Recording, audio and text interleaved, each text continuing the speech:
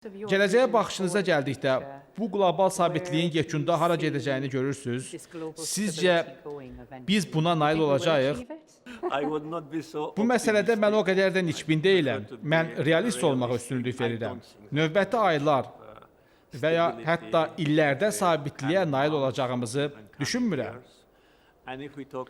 Rusiya-Ukrayna müharibəsindən söhbət gedirsə, hətta müharibə dayansa belə müharibənin yenidən başlamayacağına dair heç bir zəmanət yoxdur. Bir vaxtlar demək olar ki, 30 il ərzində bizdə Azərbaycan və Ermənistan arasında atəşkəs razılaşması var idi. Bu razılaşmaya 1994-cü ilin yazında nail olunmuşdu. Lakin bu müharibənin sona çatması demək deyildi. Sadəcə transformasiya baş vermişdi və müharibə yalnız sülh sazişi imzalananda bitir. Hətta indiki dövrdə 2-ci Qarabağ müharibəsinin bitməsindən 5 il keçməsinə baxmayaraq, bizim Ermənistanla sülh müqaviləmiz yoxdur. Bəli, sakitlikdir, itkilər yoxdur və bu da bugünkü vəziyyətin böyük üstünlüyüdür. Lakin sülh sazişi imzalanana qədər burada sabitlik olmayacaq.